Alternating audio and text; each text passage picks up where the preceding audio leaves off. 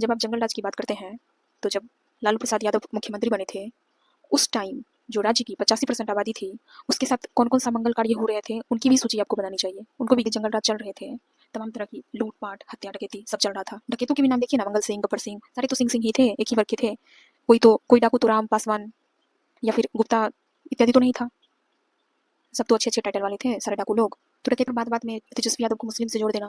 भई मुस्लिम क्या इस देश के नागरिक नहीं है? क्या आपके बस में है कि आप मुस्लिम को इस देश से निकाल सकते हैं? किसी भी इंसान को डिफेम करने के लिए या फिर उनके बढ़ते सक्सेस को रोकने के लिए जो सबसे प्रमुख टूल किट होता है, वो होता है एक झूठा परसेप्शन बना देना। पिछला विधानसभा चुनाव हो या फिर इससे पहले का विधानसभा चुनाव हो, उसमें आप आंकड़े उठा के देख लीजिए कि सबसे ज़्यादा सीटें राजद को ही मिली है। लेकिन सरकार किसकी बनती है? एनडीए की सरकार बनती है। और जैसा पिछला चुनावी आंकड़ा था और जैसे राहुल गांधी के समर्थित इंडिया अलायंस हो या फिर राजद राजद ही हो, उनकी बढ़ती जनता के बीच लोकप्रियता को देखते हुए उनके खिलाफ तमाम ऐसे झूठ के पुलिंदे बनाए गए, झूठा परसेप्शन बनाया गया, ताकि तेजस्वी यादव की जो अभी बढ़ती लोकप्रियता है युवाओं के बीच में, एक युवा नेता के रूप में वे उभर रहे थे, उनको सिरे से धूमिल करने की साजिश की गई।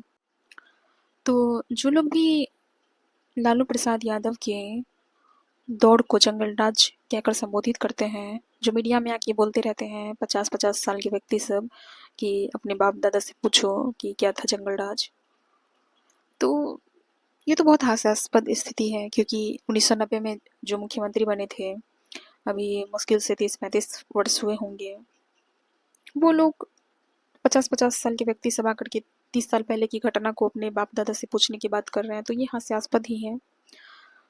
और दूसरी बात, जब आप जंगल राज की बात करते हैं, तो जब लालू प्रसाद यादव मुख्यमंत्री बने थे, उस टाइम जो राज्य की 85% आबादी थी, उसके साथ कौन-कौन सा मंगल कार्य हो रहे थे, उनकी भी सूची आपको बनानी चाहिए, उनको भी गिनना चाहिए। किस तरह का भेदभाव होता था, किस तरह की क्रूरताएं होती थी, शोषण होता था, प्रताड़नाएं दी जाती थी, वो भी आपको गिनना चाहिए। स्कूल में बराबरी का हक नहीं, जड़ जंगल जमीन पर एकाधिकार एक व्यक्ति का, ये सब भी तो गिनना चाहिए आपको। लालू प्रसाद जब एक राज्य के सीएम बनते हैं, बिहार के सीएम बनते हैं, तो सबसे पहले उन्होंने इस पर घात किया था, जो ये सामाजिक कुरीति थी, इस पर प्रहार किया था। और इसी का दर्द इन लोगों को आज तक होता है कि कैसे एक पिछड़े वर्ग के व्यक्ति ने पिछड़े दलितों को हमारे सामने ला करके खड़ा कर दिया, जो जिसे हम अपने बराबरी पे बैठने देना नहीं चाहते थे। तो इसी खींच से वो लोग खींचे हुए रहते हैं और इसी खींच में आकर के एक सम्मानित व्यक्ति को तरह तरह की अपमानजनक शब्द से संबोधित करते हैं। तो ये आप उनकी समझ सकते हैं। तो कुल बात यही है कि जिसे ये लोग जंगल राज करते हैं, वो जंगल राज नहीं, बल्कि पिछड़े दलितों के लिए एक मंगल राज था। क्योंकि वो लालू प्रसाद यादव ही थे जो बच्चों को, चाहे वो उच्च वर्ग के हो या निम्न वर्ग के हो, सबको स्कूल में एक समान, एक स्तर पर बैठाने की कोशिश की थी। वो लालू प्रसाद यादव ही थे जिन्होंने पिछड़े दलितों को आवाज दी कि तुम भी थाने मुकदमे जा सकते हो, तुम्हारे ऊपर अगर कोई अत्याचार करता है तो तुम भी रिपोर्ट लिखा सकते हो। उनके अंदर ये आत्मविश्वास भरा था। वो लालू प्रसाद यादव ही थे जिन्होंने पिछड़े दलितों को उनके हक अधिकार की बात समझाई थी, उन्हें संविधान का महत्व बताया था। तो जिसे ये लोग जंगल राज कहते हैं, और आप सूची बना लीजिएगा कि कौन कौन से लोग उस दौर को जंगल राज कहते थे। आप खुद समझ जाएंगे कि वो किसी खास वर्ग के ही लोग हैं जिन्हें वो दौर जंगल राज लगता है, या फिर उस दौर का नाम सुनकर के उन्हें दर्द होती है। अब कल्पना कीजिए कैसा दौर रहा होगा, किस किस तरह की प्रताड़नाएं झेले होंगे वो लोग। दुनिया में कहीं ऐसा देश नहीं है जहाँ किसी की परछाई से कोई छुआ जाता हो, भेदभाव होता हो, लेकिन भारत में ऐसा होता था, बिहार में ऐसा होता था। एक व्यक्ति अपने धन बल के जोर पर दलित पिछड़ों की जमीन ले लेते थे, उन्हें बंधुआ मजदूरी कराते थे, उन्हें इंसान इंसान क्या कीड़ा मकोड़ा भी नहीं समझते थे, उनका कोई वजूद ही नहीं समझते थे। ऐसे में जब कोई व्यक्ति आकर के उनके साथ खड़ा होता है तो वो उसका मसीहा होता है। 1990 मतलब लालू यादव के मुख्यमंत्री बनने से पहले इस राज्य में वास्तविक रूप से जंगल राज था, जहाँ दलित पिछड़ों को दिन दहाड़े लूटपाट तमाम तरह के अपराध किए जाते थे, जिनके साथ आपको पता है इस इस देश में और इस राज्य में एक ऐसी प्रथा प्रचलित थी जहाँ दलित ओबीसी को अगर शादी विवाह करना होता था तो उनसे अनुमति लेनी होती थी, एक खास वर्ग से अनुमति लेनी होती थी। उसके बाद जब उनकी शादी होती थी, कितना शर्मनाक है ये शब्द, शादी होती थी तो डोली पहले सामंतों के यहाँ जाती थी, शुद्धिकरण होता था, तत्पश्चात वधू अपने घर आती थी। उसके बाद भी जब उनकी पहली संतान होती थी तो पहली संतान को नदी में फेंक दिया जाता था।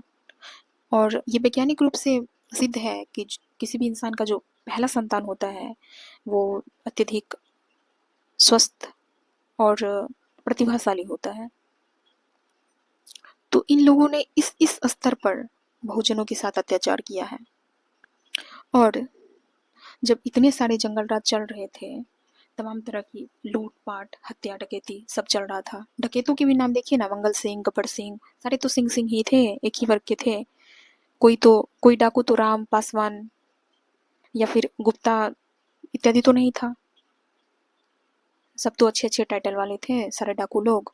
तो डकैती तो वही लोग करते होंगे, तो अब कैसे सारा लूटपाट का ठेकरा लालू यादव के मत्थे टेक रहे हैं। अरे उस दौर में जब लालू यादव सीएम बने थे तो उस दौर में तो सोशल मीडिया नहीं था, कई लोगों को तो पता भी नहीं होगा कि लालू यादव सीएम बने हैं या नहीं बने हैं, कई वर्षों तक नहीं पता चला होगा लालू यादव किन परिस्थिति में कार्य किए होंगे, इसकी आप कल्पना ही कर सकते हैं।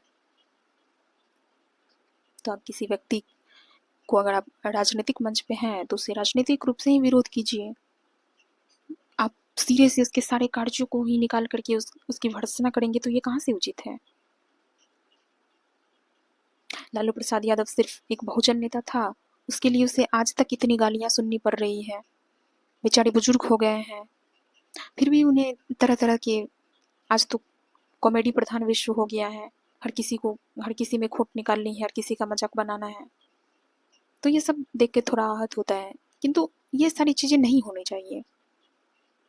जो एक राज्य के सीएम रहे हैं उस दौर में, आप उसकी अच्छी बुरी जो भी है उसकी आप एक विश्लेषण कर सकते हैं। आप केवल उसमें निगेटिविटी ही निकालें क्योंकि एक खास वर्ग का था, क्योंकि वो व्यक्ति एक खास समुदाय से बिलोंग करता था, तो ये कहाँ से सहनीय बात है, इसे कदापि स्वीकार नहीं किया जाएगा।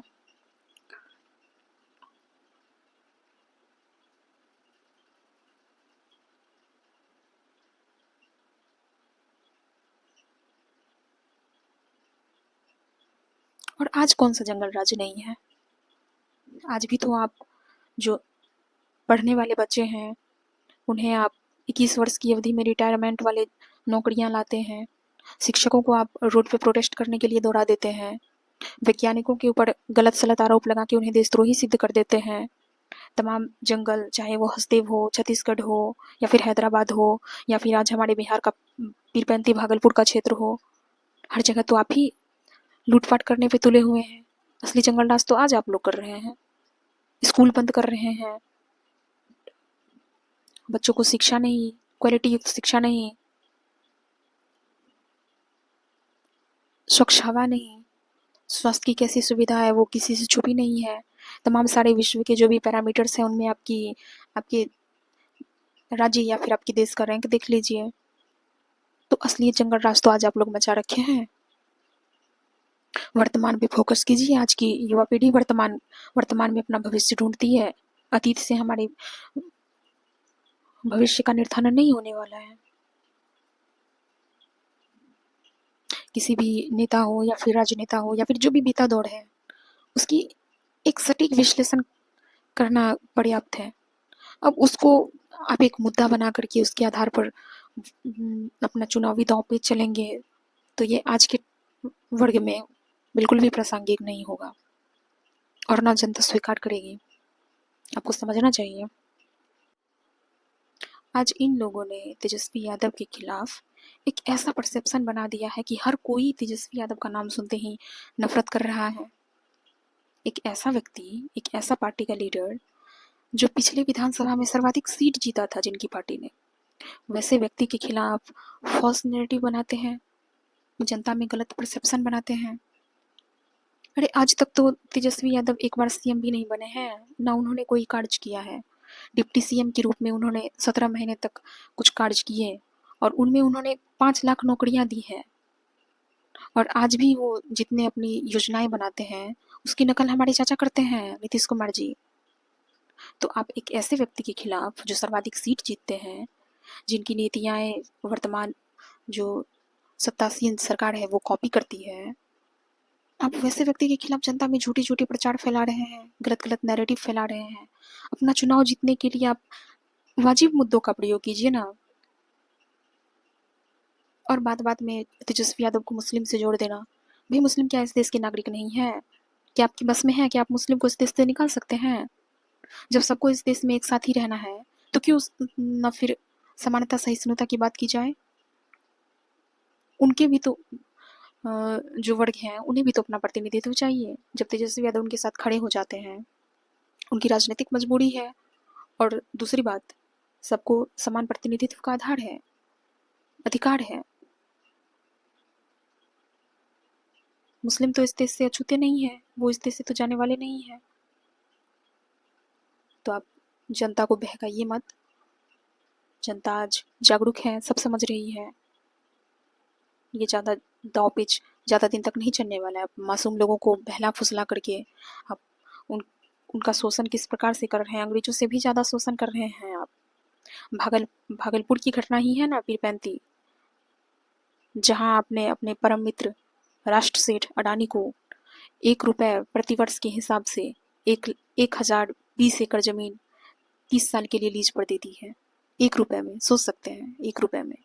आप इस देश की जनता को इसी तरह अनर्गल मुद्दों में जाति धर्म में बांट करके, जाति धर्म के आधार पर राजनीति करके, तमाम देश के सारे रिसोर्स को आप अपने परम मित्र अंबानी अडानी को ही दान कर देंगे। बिहार में कोयला की खदानें मिली, बिहार के जमुई से सोने की खदानें मिली। आपने वो सारी जमीनें, वहाँ हजारों पेड़ लगे हुए थे, लाखों पेड़ लगे हुए थे, उन सारे पेड़ों को काटा गया सिर्फ अपने परम मित्र को खुश करने के लिए। आपने इस देश के जलवायु के साथ खिलवाड़ किया, पर्यावरण के साथ खिलवाड़ किया, पशु पक्षी की आपने हत्याएं की। क्या बोला जाए आपको? आपने राजनीति के चक्कर में इस देश की व्यक्ति इस देश के तमाम सारे रिसोर्सों का दोहन किया है।